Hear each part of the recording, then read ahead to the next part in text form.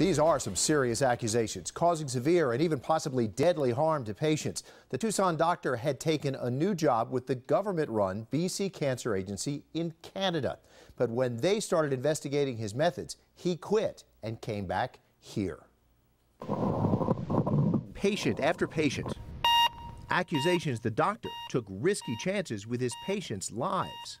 Deviation of standard of care might have contributed to an earlier death.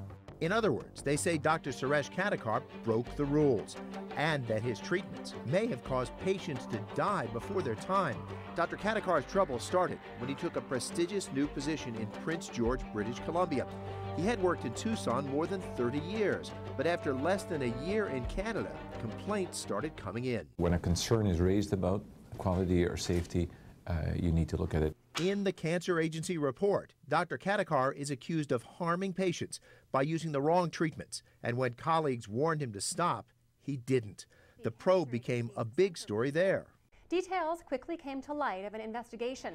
Investigators in Canada found 54 patients received, quote, unacceptable levels of care, 8 whose treatment may have resulted in, quote, severe and preventable harm, and the most serious accusations, 4 patients whose deaths could have been, quote, potentially preventable and could have actually been caused by the unusual treatment from Dr. Kadekar. News reports out of Canada say that's where Holly Hill comes in.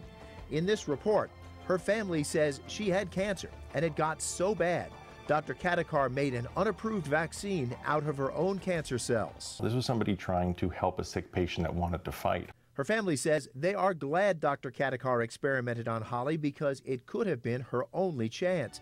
But the Cancer Agency investigation says Kadekar used a, quote, untested, discredited treatment. In Canada, Dr. Bert Kelly says Kadekar is a good, caring doctor and a friend.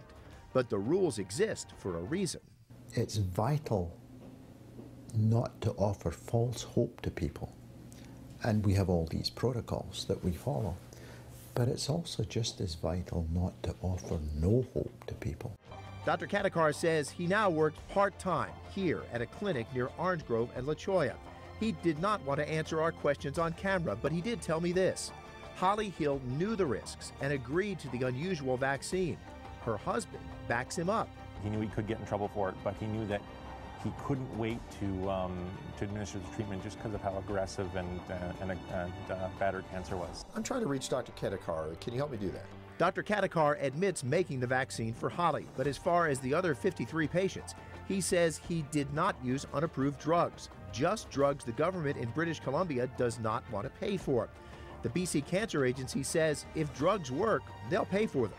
And the doctor who oversaw the Kadekar investigation says a lot of cases where he broke the rules were not last-ditch efforts to save desperate patients. It was a lot of pretty run-of-the-mill stuff. Breaking the rules, putting patients' lives on the line, or just a money dispute with his bosses. Canadian officials say the case is closed for now, unless Dr. Kadekar ever decides to come back. Now, Dr. Kadekar never reported the Canadian investigation to authorities in Arizona, so patients here would not have been able to find out what happened there. Now that we're reporting on it, he tells me that he will tell Arizona regulators about what happened in Canada. Interesting report, Craig. Thank you.